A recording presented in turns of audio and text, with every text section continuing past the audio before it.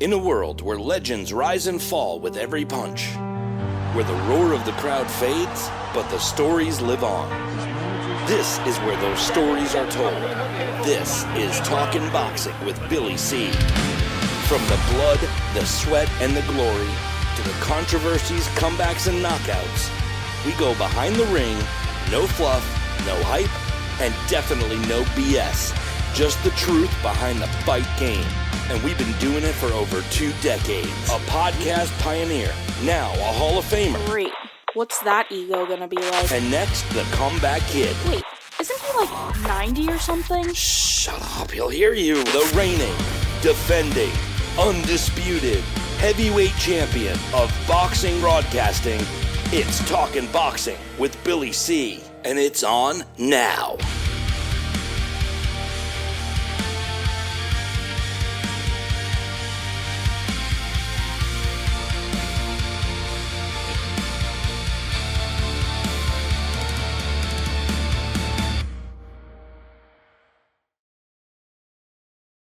But so Jerry, you know, one of the things that you asked me recently was what I thought the state of boxing was in. Well, I'm going to turn it over. What do you think the state of boxing is? You know, I think that we miss it here in America. We lost ABC, CBS, and NBC. And so a lot of the kids that were kind of poor, because fighters are mostly poor, they would have taken to boxing, watching it on Saturdays and Sundays. They drifted away. And plus, you know, you got the phones. There's so many distractions, and so it's taking place elsewhere. But, you know, this last DAZN and this last company that came in with the Sheik over there, they're doing a pretty good job. It's taking a little while. Sheik. No. Yeah, he's a Sheik. It's taking a while. He's excellent. To know them. His excellence, yeah. And he's doing a great job. And I wish I was fighting in these times, getting that 10, 15, $20 million a pop. Well, you can make. Everybody's making comebacks. You never know. Not me. Hey, do you think Jerry's point? There's not as many gyms available either. There's fewer gyms. The networks have gone away. All streaming services. People still don't know what streaming services are. But Randy, my point was, Jerry was saying that there's not as much kids, that they're doing other things. And my question was, that's true. You know, if there were more gyms, do you think they would migrate inside? I think it has to be on television. You know, it has to be seen so the kids can watch it and then get interested in this style of this person or the quality of the man. Yeah. And then you take it from there, and then it grows. But it's been hurting us. Randy, here. you know what else they could do? Sit and have lunch, and he's training the waitress that was waiting on us today. You know, showing her how to throw jabs and everything else. That's so good. Yeah, I love that. I'm surprised when you met Jasmine Artiga before. I told her first thing Jerry's going to do, he's going to let me see your jab. No. She's too strong for me. Where is she at? Jasmine, she's too strong for me. So you think really that the aside from that, aside from the sets of eyes on the sport, how do you think the sport in general, the quality of fighters? Say that someone's going to show their face. It's going to be not another Muhammad Ali, but somebody magical. And then there's going to be a second person. Then the Olympics is going to grow again. It just comes and goes. And you got to, it's disappointing for us to get used to it. But once you get used to it, they have some great fights on. You know, over there they're putting the best on. You know, we're seeing the best fights. I think that that face. I think boxing doesn't give fighters enough time to be that face anymore. But because they're not. That's true. It comes and goes. But my point is that sometimes the road to a championship really doesn't make the fighter popular.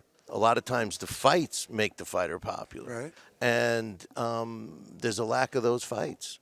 So how could there be that one face? But you got to give them time. And then America will see it again, and we'll get some great fighters here. And besides, America's got everybody here, so we can start to get magic again. There's magic out there. There's people that need this. And obviously the fans. Well, I think the best heavyweight in the world right now is that 21-year-old kid out of England, Moses Itauma. Unbelievable. I think the next year he's going to be the big name in boxing. He's got like bricks in both hands. That kid. Okay. Well, okay. Moses Atuma. I agree that he is the future of the heavyweight division. But what about where people are putting him right now? Where a guy that he's fought. They're rushing him.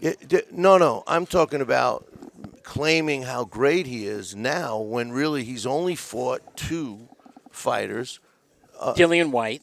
And that was kind of a fluky fight. First round. Yeah. And then the last fight against Franklin, who all his wins are against fighters with losing records. Listen, Billy, let me tell you something.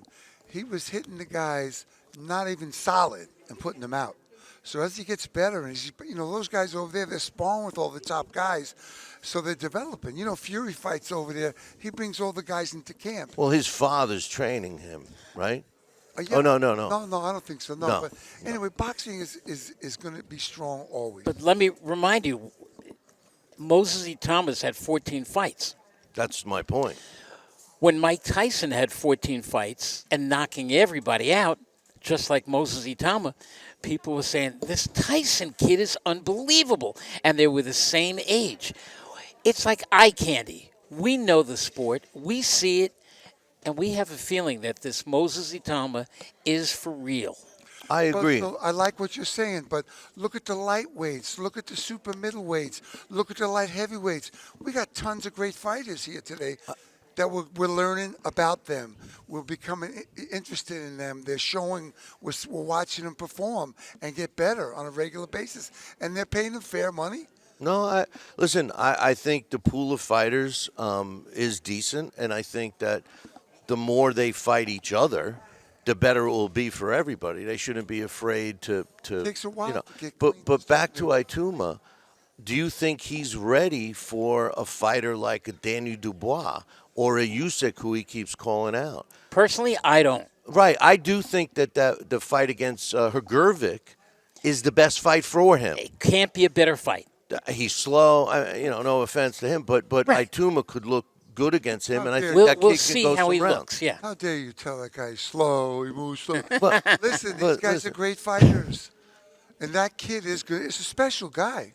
No, I'm talking about Hrgovic Yeah, I know. fighting Ituma. Okay. Hrgovic's More experience. He's but not in the fleet of gym. foot. He's in the gym all the time with top guys. And he would be a great test for Ituma. Yeah. Because I don't think it would be an easy fight for Ituma. I think it will be. You think it would be an too. easy fight for him? I think he's going to knock him out. Eventually. Yeah. Eventually. Well, No, I mean eventually in the fight. It's Yeah. not going to be an Well, easy fight. Let's love that. What do you want to throw some money on it, Jerry? Is that what you're Look, saying? let's love that if that's what happens. We No. need those fights. No, I know. We Yeah. need those magic fights. Maybe there'll be a rematch. I don't know why I never got a rematch with Holmes back in those days. That merited a rematch.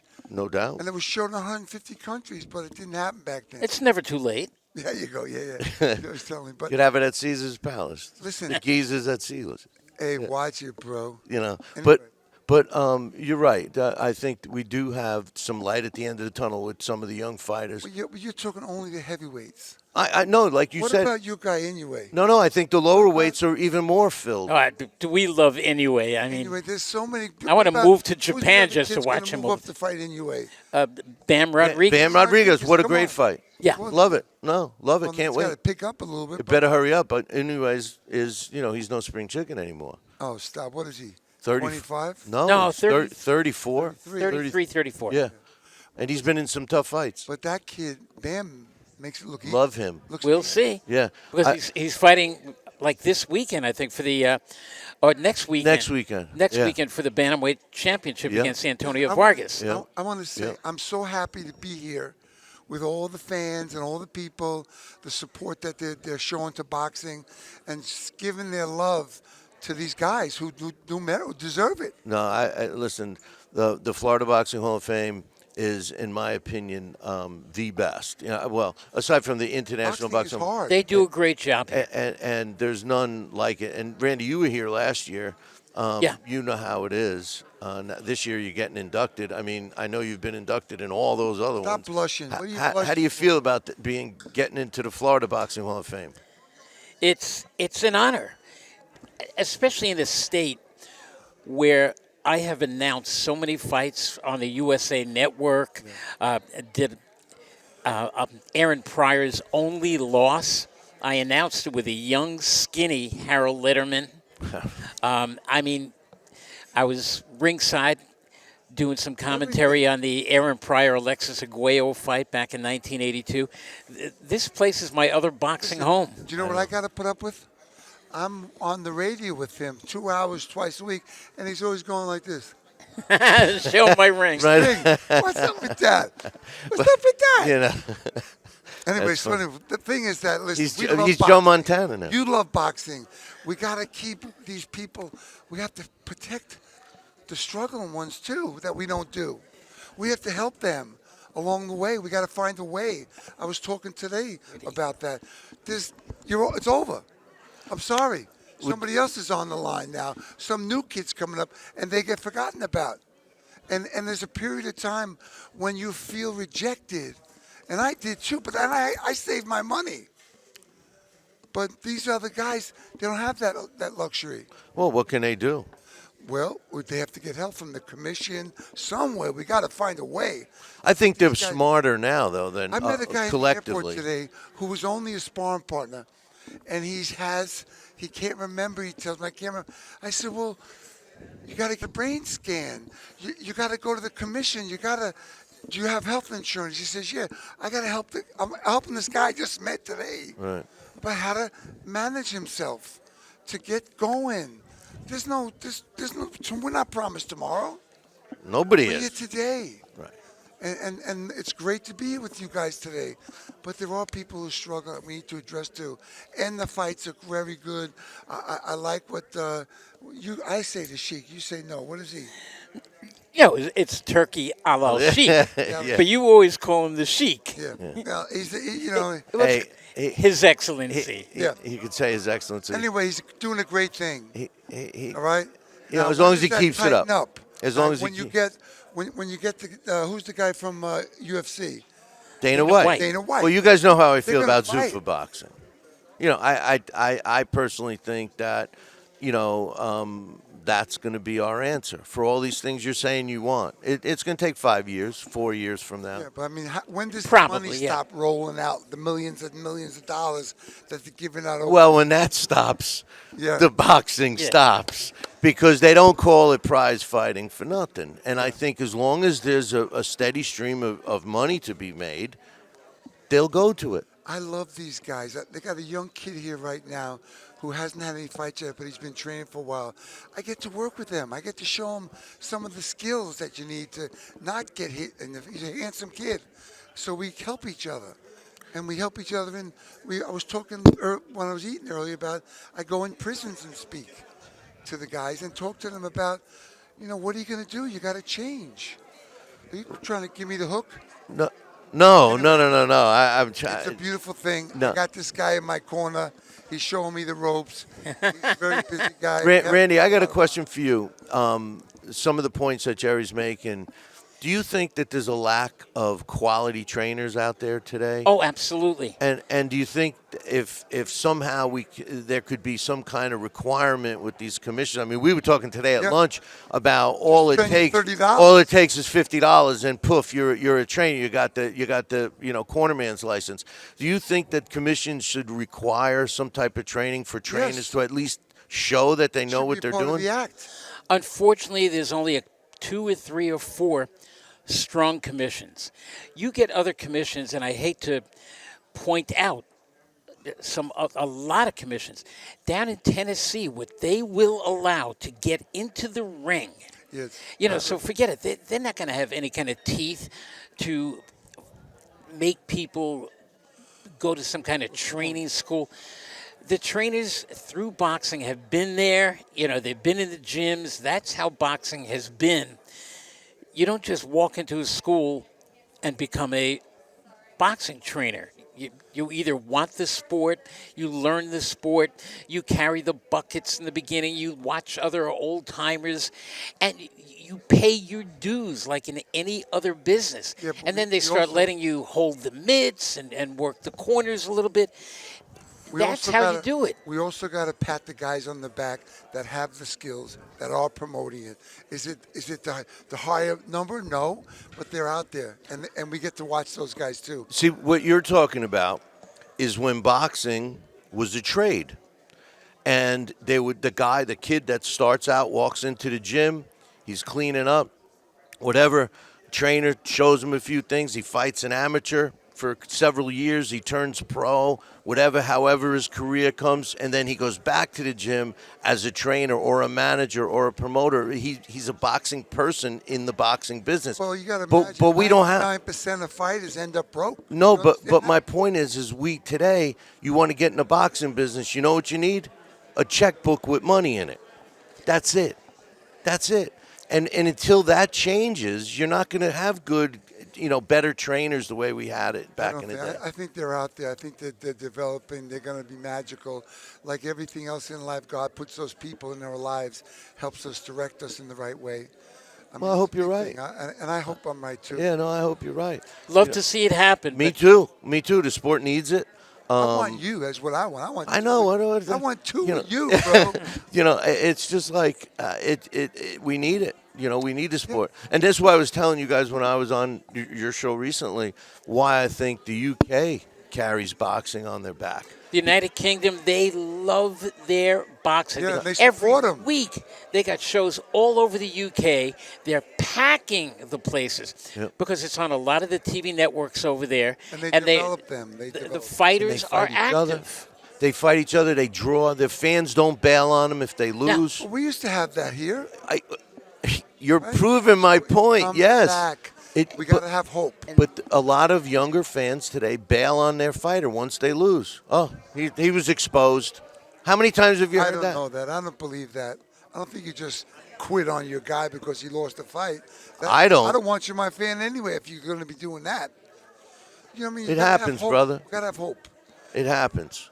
Have you done that? Is that what you're trying to tell us? No, I stay with my guy. No. I'm talking about what I have seen. Well, people, they're very, very quick to say the word. He was exposed. But there's also fighters. They don't have that drive to take it past the endurance, the trouble. They don't have it. Not in this country. The ones you see have it are coming from more impoverished places. I mean, that's been the history of the sport. That's how we used to be here. And I think. Go in Gleason's gym, Duran, Leonard, you name it, they were all there. Right. On 30th Street and 8th Avenue, it shut down. Right. Now he's in Brooklyn. Brooklyn now. Silverglade, but it's just out of the way. It's not the front stage anymore. Hey, the big fights are out there. I mean, next 2 weeks is going to be a big fight in New York at the Barclays Center. Xander Zayas is taking on Boots Ennis. I love that fight. It's a terrific match. Who do you like in that fight? I'm gonna go with Xander Zayas. Me too. I like Xander Zayas is bigger framed. I don't think Boots has fought a guy of his That's caliber. how I'm looking at it.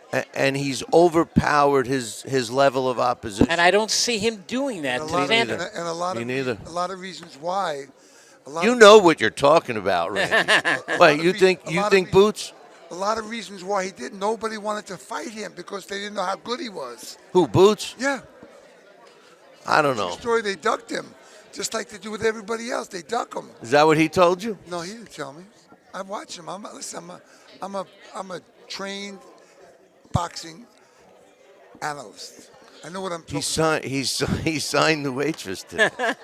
We've taught him well. Yeah, it's good. So you're a keynote speaker tomorrow. Yeah, I think. Yeah. Yeah, he's got to go work on it tonight. What are you going to talk about? You can give us a little hint. You going to give us a little hint? Bro. No hints. Talk about boxing and talk about the love I have for the sport. Good deal. And my life.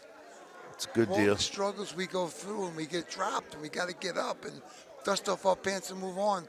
Those are the great things. One of the things we're missing in the sport of boxing is characters. people with personalities like you. No. I mean I love my life. I love everybody. But I mean that sincerely. You know, I don't think we have that. It's more business oriented. You know, but anyway. Pain in the neck, he's always got to wait for me for half an hour, right? You know, everything has died in my headset. You're kidding. Yeah. No, we hear you fine. Are you hearing me? Yeah, We're hearing you fine. But got to get the electricians up there. Pay the bills. he might be telling me the next guest is ready. And listen, God bless Steve Canton for all he's done. Oh no, Steve's been great. And let me tell you, Talkin Boxing, you've taken this over how many, 20 years or whatever? Who's counting? But 23. We're going on 24. You do a great job. I appreciate that. You really do, and the fight fans are lucky to have somebody like you. Randy, Well, I think we get the hook now. We get the Yeah, no, I get that's it. what's happening. Yeah, I'm But getting- got to tell him what a he's- great job he did. He's doing great. I'm looking forward to tomorrow, Feathers. Joining us, both Florida guys. China Smith is a 2026 Florida Boxing Hall of Famer. Guys, welcome.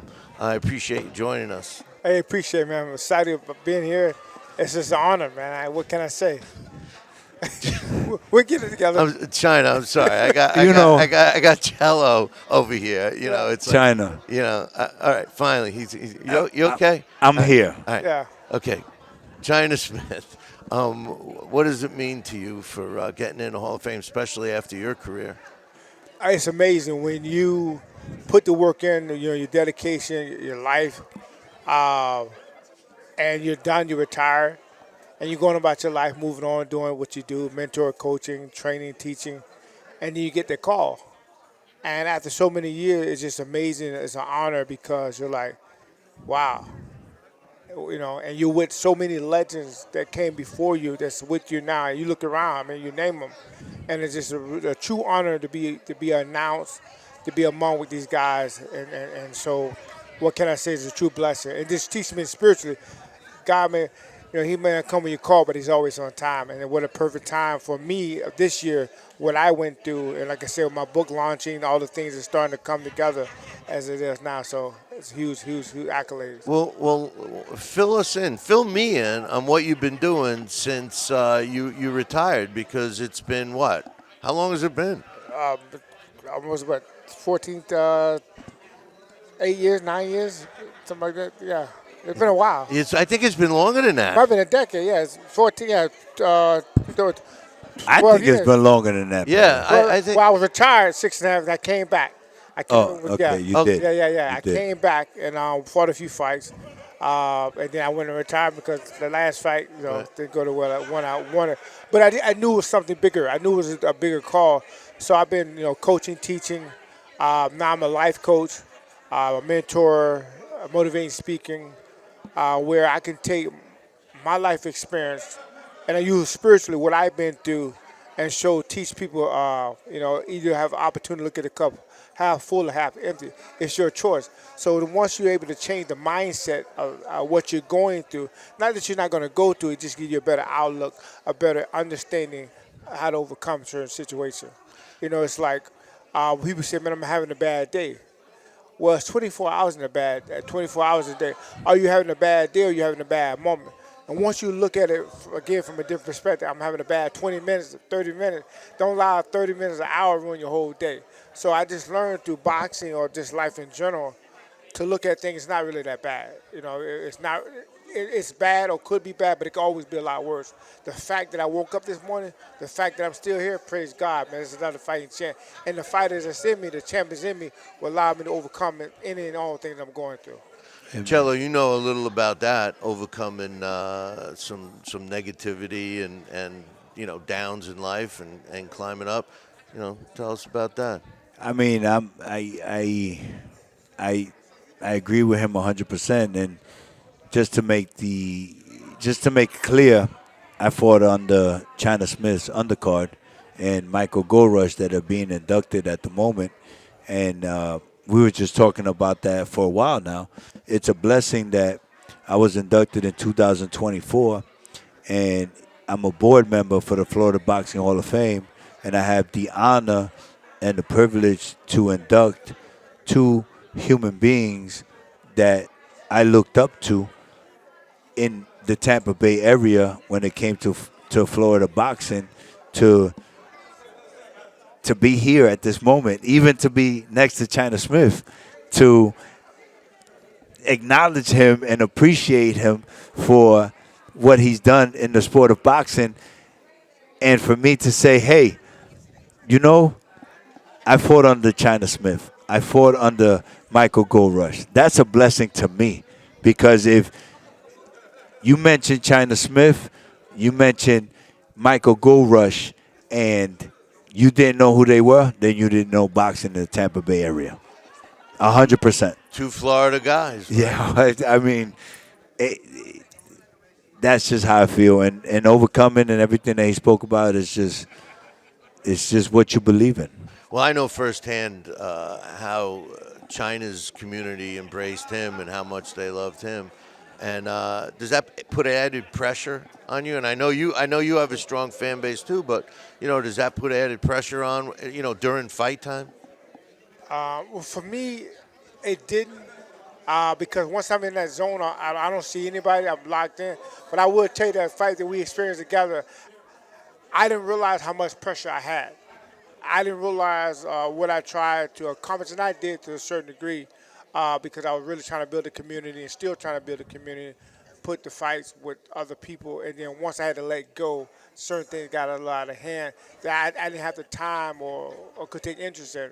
But again, even with that, the mission was completed. What I set out to do was done, and it has never been done before. And so it was pressure, but it was worth the pressure. Yeah. Worth the pressure. Yes. I know you've been in pressure situations, my man Chelo, and you've turned it around all into positives. At the end of the day, everything that I've done to the positive, it's what I try to tell people. For me, I don't care what everybody else is dealing with negativity, because I don't have control of what the negativity is. I have control of what my negativity is in order for me to continue to be positive, right? Absolutely. And that's how I've continued to grow in life. And but as I sit here at this moment, it's not about that. It's about this man right here. And this is, what I've done in my career. And if I compare it to China Smith, I'm humble enough to say he's done so much in the sport of boxing. And for me to be part of this history in our perspective, even with you, Billy C., what we've been through, that's a blessing in its own. Because I fought under their undercard, Michael Gold Rush, and then I did what I needed to do to become who I've become in boxing, right? But they paved the way. So let me ask you, we had Jerry Cooney on here before, and I was asking him and Randy Gordon about what their opinions were with the state of the sport is right now. Now, you guys, are removed from the sport, but much sooner in time, more recently. What's your opinion on how it is? Do you see any differences from when you guys fought, or, pros, cons? What's your thoughts? I do. I see a lot. Like what? I see that fighters pick and choose. You have fighters that have strong promotion companies that are guiding them, but yet they don't want to fight who they need to fight. I could tell you, me and China Smith, and let me know if I'm wrong, but we didn't have a choice. No. We didn't have a choice. We had to fight whoever we had to fight, whether they were good or bad. Is just, and Billy C., because we've spoken about that, and you've given me respect for it. It's what it is. I have Don Khan, my trainer. He's around here somewhere. He flat out told me, whoever we got to fight, because it's just what it was. So you think that it's changed that quick? I 100%, I believe so. It changed. Well, here's the thing. He's absolutely right. When you fought, as I'd ask questions. Whoever you lined me up in front of, I didn't even watch tape. I didn't really care. As long as he walked like I walk, put his shoes on 1 foot at a time, let's fight, right? But now it's so much substitution, so much question. Now people want to dictate who they fight, pick and choose, and go around and skate around, right? And so now it's more of the fighters are getting more into the business side or trying to be their own promoter, their own manager, was diluting a lot of different things now. Because now you can, I'm going to fight you, but I'm going to fight you a little later, pick and choose and skate your way to it. And then now with the social media or how things are, you can come here the next couple of days, next couple fight, now you're up here. You didn't really do anything. You just picked and choose the right situation. Right? Correct. So, as Chelo was saying, it's good and bad because as a fighter, we're fighters. We fight. But as a promoter or want to get the accolades or get the money, you just fight whoever, fight whatever. So it's kind of set up design.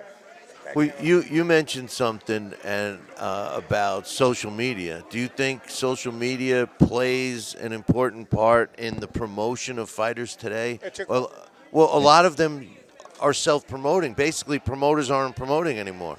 The Right. fighters promoting for themselves. Right.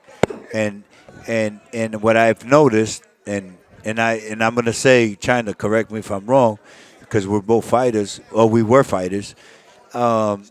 We were still 100%. You have these fighters that are pretty much create a social media presence that they don't need a promoter. I mean, I could sit here and name fighters, but I'm not going to do that. But I'll name one. Go ahead. Ryan Garcia. 100%. And he's Garcia. great at what he's doing. You know, so isn't it funny what he just brought? We were just talking about is China Smith, Michael Gorush, Chelo, Alonzo, sold out.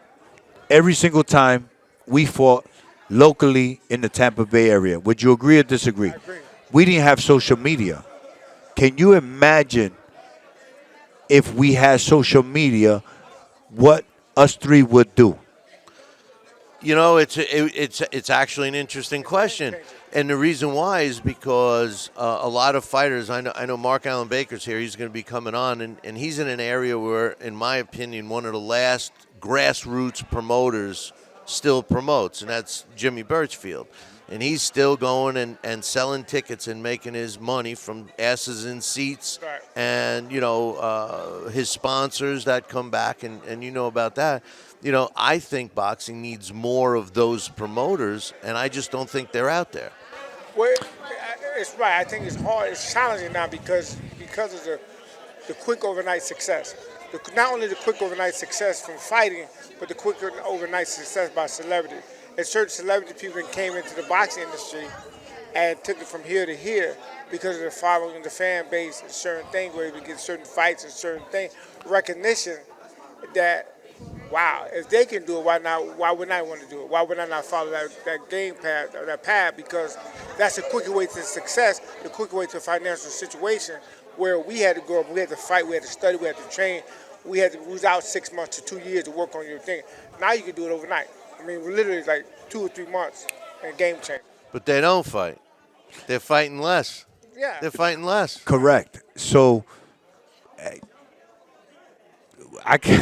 again, I'm going to say it with China. When we fought, there was nothing. Billy, we've talked about it when you interviewed me in the beginning of my career. The skinny version. Yeah, the skinny version. You gave me props because you looked at my record. You're a boxing historian. I fought whoever I had to fight. At the end of the day, I had no choice. I'm not going to fight him. At that point, who was I to say, who am I going to fight? What am I going to do? Right. You didn't have that. No. We just had to fight so that you could become China Smith, so I could become Jose Chelo Man Alonzo. And all Duncan told me is, you fight whoever you got to fight. I didn't have no say-so. Now 4-round fights dictate who they fight. It's crazy. And then I'm asking you, why aren't there any small promoters anymore? Because they can't afford to be. It costs too much. It's too many headaches to be negotiating 3 hours for a 4-round fight. Okay, so after talking about all of that, we really wonder why we don't have boxing the way it should be. If you don't have the small promoter promoting local fighters first, the big fighters, right? right. Local fighters have to get a following, Yeah. Right. Right. People, Right. and then you move. I mean, back in the day, you had fighters that made a career from town to town. Right. And then, they would work their way up and fight, New York against Chicago or something like that. We don't have any of that today. Nope. Not Nope. here. Nope.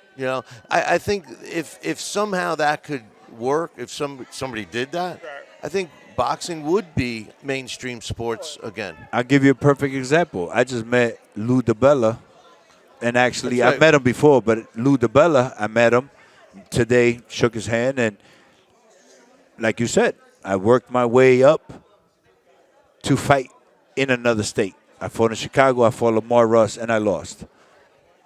But I fought. I did everything I had to do, and I was in Carolina, Carolina, Puerto Rico with Don Gang training, and fights fell out.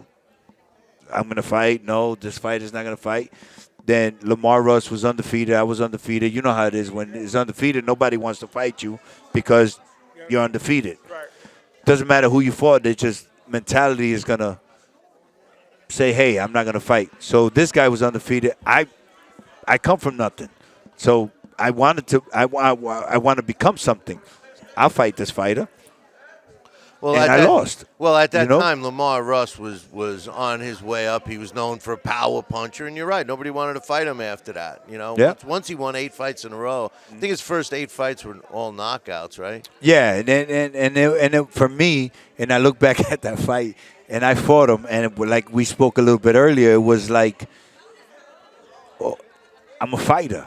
Let me don't stop the fight. You stop the fight.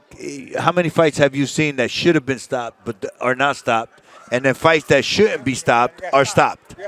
That's what happened to me, man. Well, And I heard him a few times, but I mean, that was years ago. I lost the fight. No excuse. It is what it is. But what I'm trying to say is that for me, that was fighting. And I did what I needed to do. You did what you needed to do. Fighting is different now. Referees, they're in a tough spot. Do they stop the fight too soon? They get criticized if they stop the fight too late. They put the fighter in danger. They get criticized.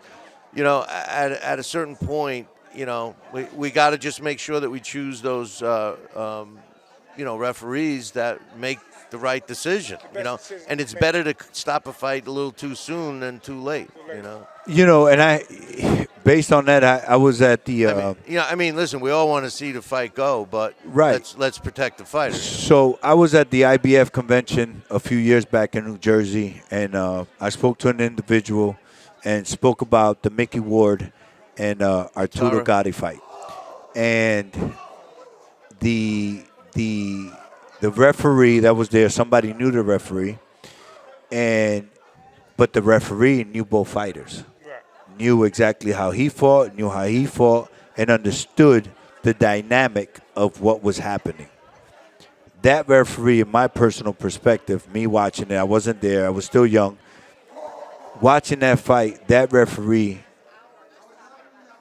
that fight the way it was supposed to create the classic history of one of the best fights in boxing history. Listen, I was talking about this. Would you agree, before. or you know what I mean? We were talking about this before. The best referees, in my opinion, are the ones you don't remember who refereed, because then it's not fighter A versus fighter B featuring referee so and so. Right. No, he's there to protect the fighters. Correct. Make sure That's they follow the rules, Yep. and that's the end of that. I mean, that's my opinion. There's too many referees out there today that want camera time. They get in there, don't even let the fighters fight. Absolutely. I mean, and that doesn't help. But yeah, look, I think in a nutshell, I agree that boxing has changed, and it seems to have changed pretty rapidly. But I do think we still have the potential of resurrecting it if the fighters themselves followed suit the way it seems like we are getting now. It definitely be resurrected, like you said, with the right following the suit. But it has to start with the fighters, like you said, back in the day, the smaller fighters working their way up to the big fights. And then we need a little more promoters working together. But 100%. yeah, To earn your way. No, I'm You with got to earn your way. No. Like, we can look at all these fighters that have accomplished so much, but correct me if I'm wrong. A lot of them, did they earn their way? You understand what I'm saying? I mean, even though they fought, but you now these days, the truth is the truth. People are gonna pick who they want to fight. Right, it's hard. Well, the fighters coming, we came and earned their ways. These fighters now, they have more options. That's what I'm saying. Right. I'm not gonna do that. Listen, I don't want to do this, guy. All you got to do is look at the boxing lines.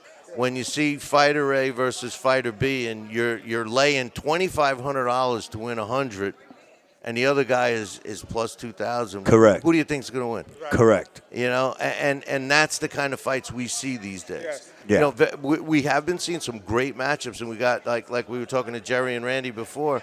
You know, we got some good fights coming up. Next weekend is a good fight. Bam Rodriguez fighting, and then you know, several good fights down the road. You know, we just saw a great heavyweight fight. You know, so I mean, they are out there. No, they're good. They're out there. It's just. It's the road to those fights. It's the road to those fights. You Right. hit the nail on the head. There's no other way to say it's the road to those fights. So, Well, fellas, I appreciate you coming on. I can't wait to watch you get inducted tomorrow. Thank you. And you're going to love it. Trust me. already- I lived it. Yeah. I'm loving every bit of it. and I'm grateful that I'm going to watch him get inducted, man. When this is somebody that I was under his car, that's China Smith. You know what I'm saying? So winning titles and me growing up and somebody that I looked up to, and now here I am as a Florida Boxing Hall of Fame board member, inducting someone that I looked up to as I was creating my legacy. Looking forward to it tomorrow, fellas. Thank you. Now we're joined with Lou Dibella. Lou, first of all, congratulations, Florida Boxing Hall of Fame. Thank you. Haven't seen you in a while. Thank you. I haven't been seen that much lately. Yeah, actually. no. Well, let's talk about what's your thoughts. First of all, what's your thoughts on getting into the Florida Boxing Hall of Fame? I'm very, very honored, you know. It's my 7th Hall of Fame, honestly. But I thought it was very important to be here, and I think that weekends like this, the way the sport is changing, are becoming more and more important. It's that the history of the sport is getting lost in the shuffle. And the boxing that I grew up in, that created who I am, that allowed me to be who I am, that allowed me to buy 2 baseball teams, that allowed me to have the career I've had, I don't know that it exists anymore. It's so different. And, you know, it's funny because when I got in, Steve called me and he said, you know, Lou, you're going to get in, but you got to promise me you're coming. I said, Steve, I will be there no matter what. I will be there. I'm actually leaving for Italy on Monday.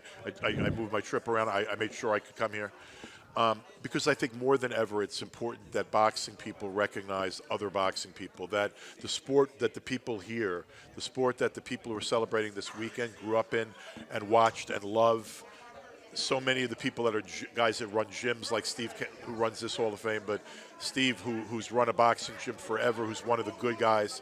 When I come back to St. Pete, I remember an old friend of mine who's deceased, the great Ben Getty, who had a gym here in Tampa. These are the guys that raised me in the sport. That's how I learned boxing. And, you know, my boxing life started as a 5, 6-year-old kid watching Nino Benvenuti on TV with my grandfathers. And then when I first saw Muhammad Ali, like as a 6-year-old kid, I said, "Who is like the guy was so good-looking and well-spoken," and I was like in love, and like that was my first hero, and I picked the right hero. You certainly did. I picked the right hero, and that really is what started my life in boxing. But the boxing I see today, man, I don't have the same love for. I have the same love for a lot of the fighters, but a lot of the fighters don't have the same mentality of the guys I promoted and I was used to. Fighters fight once or twice a year. Fighters sit back and call each other out, motherfuck one another, say horrible things constantly, out there shitting on each other. But are they out there fighting 3-4 times a year? No. Are they calling out the best? No.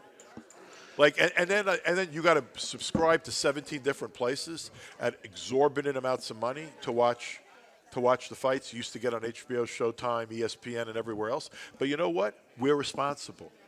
The guys like me. Like hey, I mean, I can't sit there and point to other people. I was one of the top promoters in this business since I left HBO in 2000 for 25 years. But you know what? We left the sport a fucking shit show, and we didn't treat boxing like a television property. We didn't work together appropriately. We We didn't create a television product that had a bunch of businessmen working in unison to sell something to the networks and the streaming services that they really wanted. And we opened the door for bullshit. We opened the door for nonsense. We opened the door for Jake Paul. We opened the door for an MMA guy to get off to fight a boxer and then have the best heavyweights in the world like Usyk and Fury look like dog shit because they didn't prepare 5 seconds, got off their couches and got into the ring with a fucking great, with a guy. Look, that guy, that kickboxer that just. Rico Van Hooven? Dude, he gave fucking Usyk hell. I know. They shouldn't have stopped that fight. By the way, he probably would have lost anyway, but you know what? The kid's not a boxer. He sucks. He's a mediocre boxer. You know what he is? A fighter.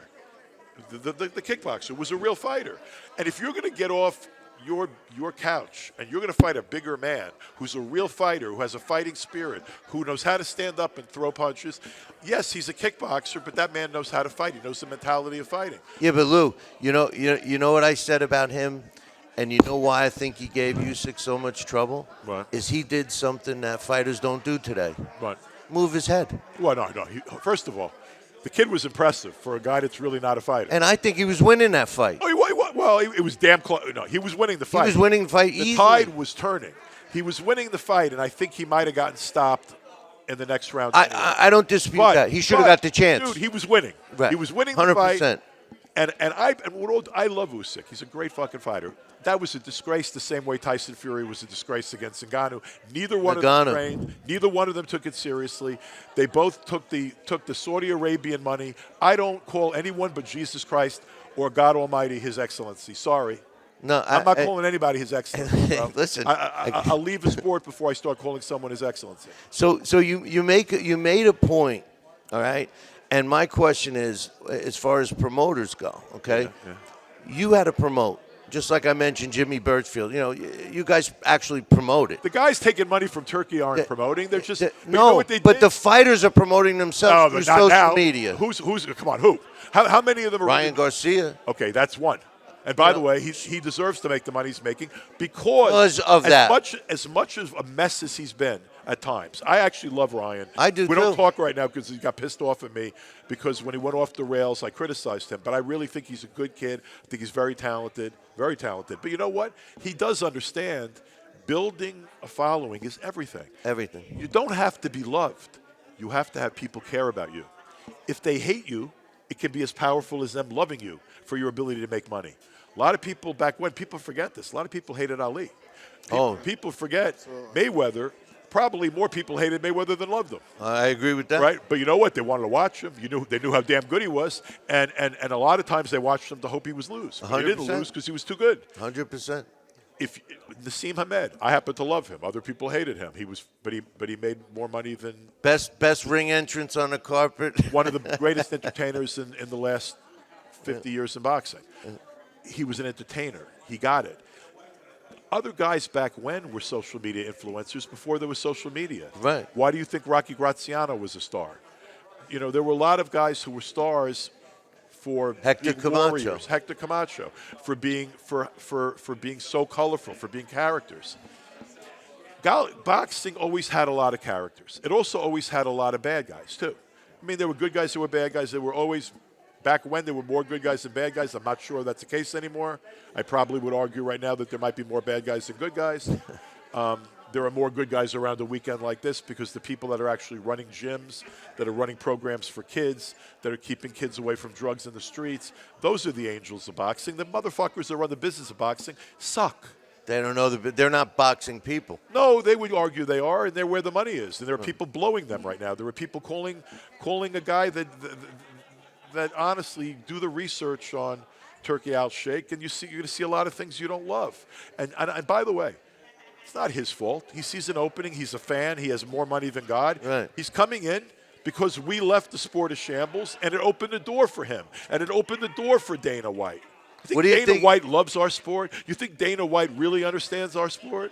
But you know what, man? I'm not going to down Dana White. He's a good businessman. He's run UFC's a tremendous MMA promotion. the laws just changed because his best friend's sitting in the White House, and they laid out a red carpet that's longer than that red carpet on the floor right now. They laid out a red carpet for UFC that they're going to have an easy path to dominating boxing in this country. You know, right now, there's no boxing on HBO. I mean, man, it makes me cry that there's no boxing on HBO, no boxing on Showtime, no boxing, no real boxing. I mean, there's some women's boxing now occasionally on ESPN, but ESPN's not spending real money in boxing any longer. And it sort of breaks my heart because I ain't subscribing to DAZN. I don't give a shit about fights out of England. And I'm not going to keep spending big money and then big money to subscribe to something that is, for an average person, expensive, and they still bang you for big events. And if you want to see, like, their best fights, you have to pay separately for those, and you're paying like $600-700 a year or some crazy number. But I mean, like, I don't even have DAZN. But, well, I one thing before we let you go, baseball. Yeah. Talk to me about that. Two teams. Baseball's been I had my heroes when I was 5 and 6, 7, 8, 10 years old were Muhammad Ali, Tom Seaver, Willie Mays, Roberto Clemente. Oh, so you're a Mets fan? I'm a Mets fan. I was a Willie Mays fan, a big Roberto Clemente fan. But baseball and boxing have been my whole life. Like, they've been, in terms of sports, like, they were the sports I loved. So I always wanted to get it. But what people in boxing don't realize is I've had multiple careers for almost 25 years. Like, I've been investing in baseball teams since 2000. So I'm not, like, it's not a new thing to me. I'm 25 years in. Like, people thinking I left boxing again. No, I was in boxing. I was in baseball.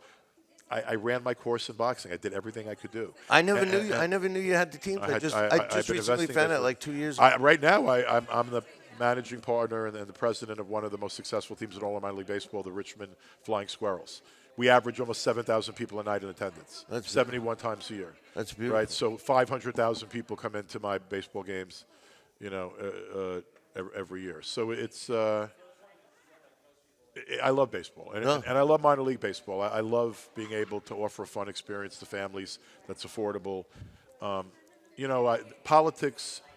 There's politics in everything. And I had to build a ballpark in Richmond. I just built a $130 million ballpark. You should come to Richmond and check it out. I'll give you. I definitely. You come in and get a group from the Florida Hall of Fame, and I'll give you the owner's box one day. Come in as my guest. You fly, go down there and check it out. Also, Richmond's a great town, but great town. I love baseball. I love our fans. I love the people of Richmond. But dealing with politicians, I'd rather deal with Don King. Well, listen, I'm going to talk to you more about baseball because I got something to talk to you about that. Yeah. But I appreciate you coming on. Yeah. And, tomorrow, the Hall of Fame called me. They said, "What do you want as your walkout song?" I said, "Take me out to the ball game." There you go. Did you really? Fantastic. I did. That's exactly what I said.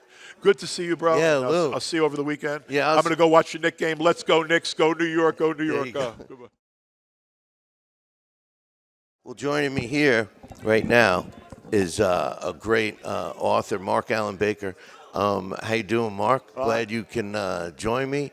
You've written many, many books. I know my favorite so far is the Lou Ambers book, but you have a new one out. Tell us about that. Yeah, I've got a new excellent book for so many historians and fans, a book on the great promoter, great boxing manager, and great promoter and great Broadway producer, a gentleman by the name of William A. Brady, who used to, believe it or not, and it's hard to believe, manage 2 undisputed heavyweights in the early days.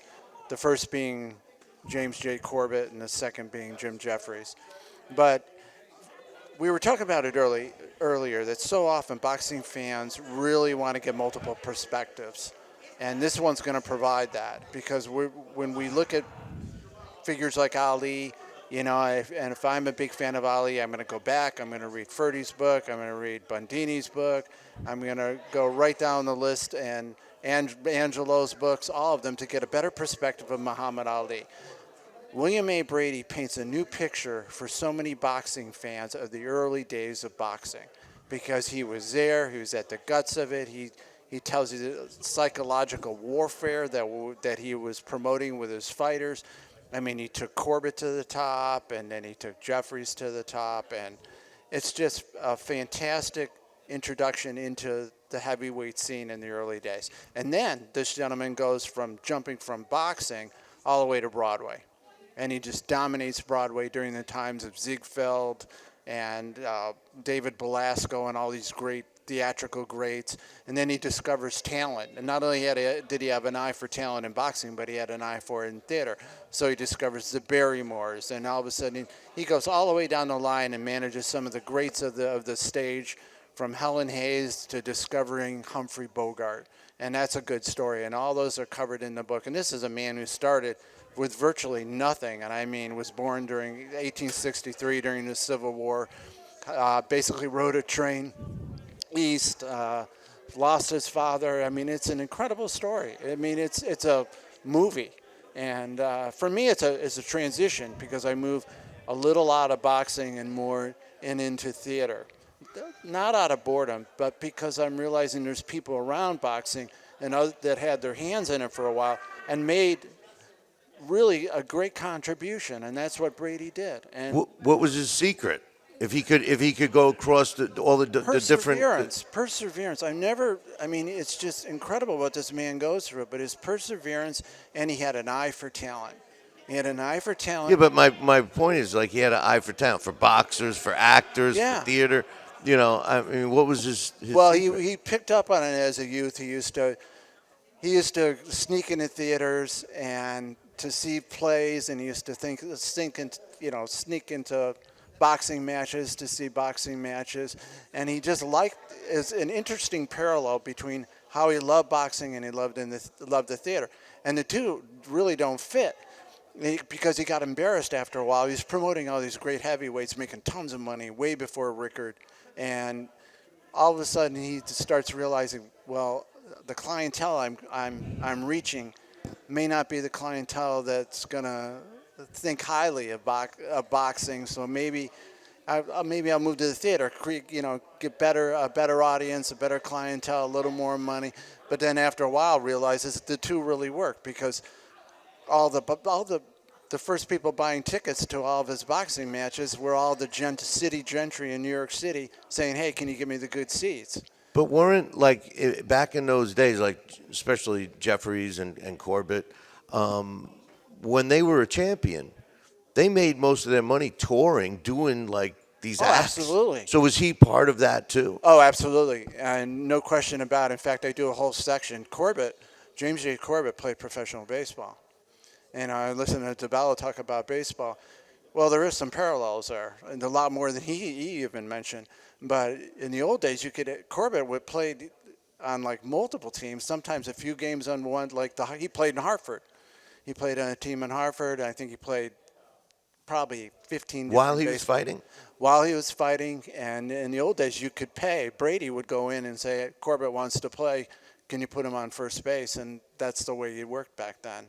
You could actually pay a player to go on. I didn't know that until I started doing the research and realized, what do you mean? You can take the heavyweight champion and put him on first base right.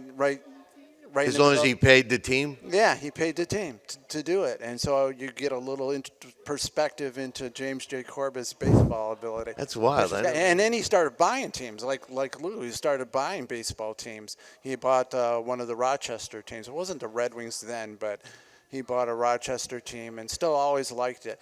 But then he gets into other areas. He actually started promoting professional cycling, because in the old days, Madison Square Garden had what was called a velodrome, and the old tilted tracks and stuff. Like roller derby. Yeah, exactly. So it was really big, and so he started promoting racers. And one of the great racers was a gentleman by the name of Major Taylor.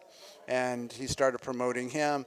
And then he started promoting other figures in other areas, including when they first landed on, a lot of explorers, for example. I won't go into too much detail. And wrestlers. He started promoting some wrestlers, too. But it's an interesting book, and I had so much fun writing it, and it was a little bit of a movement to a different market for me, sort of, but I had the boxing confidence, obviously, and I knew enough about the early days of boxing to really get into Brady and see what he could add to it. And I found perspectives like you wouldn't believe on how he psyched out Fitzsimmons with Jeffries, and I get into so much detail that I've never seen covered in any books. No. So that's my new one, but that just follows the Jack Dillon book, which I yeah, that was cool too. What's the total count to this book? Over 30 books, and boxing, I think 12 or 14 on boxing, but I don't know how you over do it. 30 books. And they're always so good too. Well, thank you very much. You happen to appreciate it, and you've got a lot of. I mean, I write in it kind of. The good thing now is that boxing fans and everybody who's talked here tonight has spoken about it. Is the boxing fans are far more educated now than they've ever been. Well, the information's at your Information is at, and the appreciation for the old time boxers is there. That's why when you, naturally bad guys, and Dibella hit his point right on the head. If you look bestsellers in boxing, and Amazon charts every boxing book there is. So if you look at the top 10, it's the bad guys. Right. You know, it's Tyson or it's Ali. It's the controversial figures, but characters that sell books. But the good thing is, as you go down the chart a little bit further, all of a sudden you start picking up names like, Henry Armstrong or Leo Houck or, names that have drifted in and fallen between the cracks, or one of mine that pops up, or like an Ambers, or naturally Willie Pep's going to pop up every once in a while, but it's the figure. I like the figures no one's heard about but are great stories. No, I'm with you. How can we get your book? Amazon.com, BarnesandNoble.com has all those, all my books, and it's been so much fun, and I love the sport, and I love everybody around it, and I can't think. It's such an honor being here. Well, with all these people. congratulations. All the volunteers. Congratulations Thank you for very your much. induction. And I look forward to it tomorrow. And thanks for coming on. Thank you, Billy. Thank you very much. All right, my man. Jasmine, thanks for joining us. Of course, thanks for having me. WBA champion. WBA right? World Champion. Yeah, tell us about that. Yes, so When I did you win won. that? I won the title back in March of 2025, and since then, I defended my title twice, and we're coming up on the third world title defense weekend. Oh, cool. Cool. Who are you fighting? I'm fighting Natalie Delgado. She's my mandatory, and she's the interim world champion. She's from Panama, so this is a big thing for her because Panama has not seen a major world champion since Roberto Duran. So this is a huge fight for me, huge fight for her, and it's gonna be a really good. What do you think? I know this is probably a biased question, but do you think women's boxing is kind of becoming at it? Would you consider it in its peak? Oh, of course. I think it has a lot more growing to do, but of where it's came over the last, I'm going to say like 10 years, when I first started about 13, 14 years ago, women's boxing really wasn't of existence other than, we knew about Layla Ali and those names, but for it to be on cable TV, it didn't exist. So to see it from when I first began to now, it's a huge difference.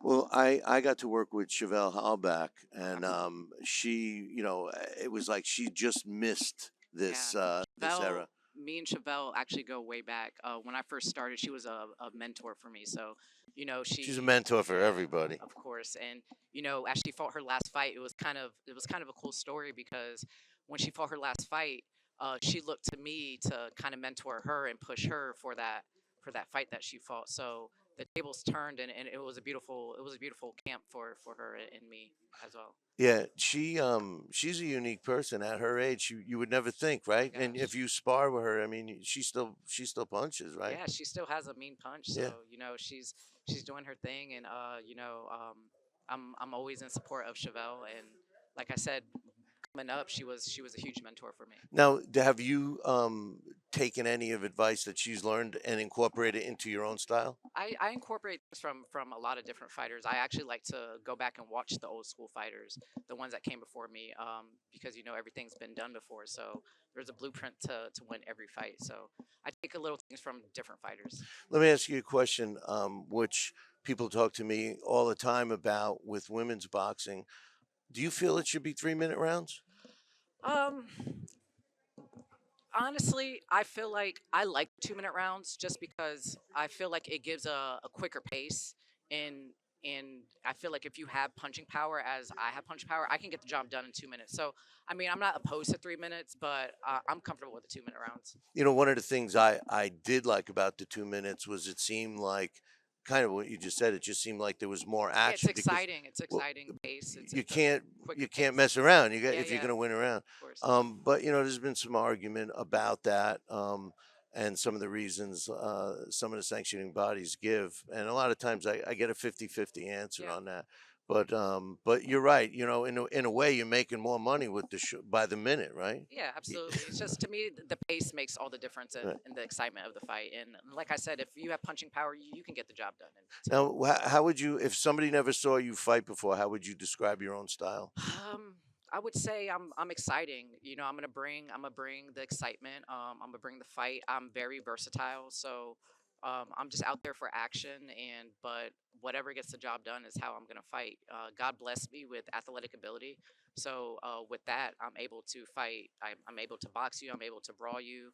I have big punch, but I have good feet. So it's just whatever it takes to win the fight. And one last question I have: do you feel that you um, can make adjustments on the fly? Because obviously, I mean, you're a world champion, but obviously, that's important to be successful moving forward. Oh, absolutely. You know, I can make adjustments just because, you know, my dad is in my corner and I trust everything he says. And we go through 3 different game plans. So I know if something's not working, we go to whatever is going to work next. So I'm pretty prepared every time I get into that ring. Well, that's good. Well, listen, good luck in your fight next weekend, right? Is Yes, that what you next said? weekend, June 13th in Orlando. It's going to be on ESPN. But if you can make it out to Orlando, even better. Good luck with that fight. Thank Thank you. you very much Thank for you for having coming me. on. Thank you. Joining us right now, we got Sukura. Glad you could be with us. Thanks. It's great to meet you, Billy. Yeah. Well, we met last year. Absolutely. Tell me about the Boxing Playhouse. I mean, Boxing Playhouse is great. We're doing what we think that fans need to hear, which is we're trying to excel the boxers today. I mean, everybody looks up to the Alis and the, Tysons. Everybody looks up to the greats of yesterday, but we're here to acknowledge the fact and advocate for the athletes today that are still putting in the work, grinding, training hard, and just wanting to make it and striving to be an Ali or a Sugar Ray Robinson or someone like that. So that's what our main focus is, but we advocate for women in boxing, and we also want preventative measures for, to prevent brain injuries as well. So all of those things are important to us. No, that's cool. With all the stuff that we were talking about today, and since you're focusing on fighters, that are present. Right. Yeah. What's your thoughts on some of the comments about the fighters compared to fighters of other eras, let's say? I mean, for other eras, and it's you got to remember that those guys were fighting way more often, so they're going to be in more pristine shape. Plus, the training is kind of more different than what the training of boxers are receiving now. So I'm going to pick the old school boxer against the new school boxer every time. Well, one thing, yeah, we're going to do a show about that coming up. We'll talk about it another time. But one of the things you mentioned, fighters did fight more often back in the day, but fighters spar more often today. I don't know if that's a great thing to do. I don't disagree. Right. Well, theoretically, they're wearing headgear and stuff when they're sparring. But it's still, most boxers are saying the injuries are coming from the training, not from the actual fight.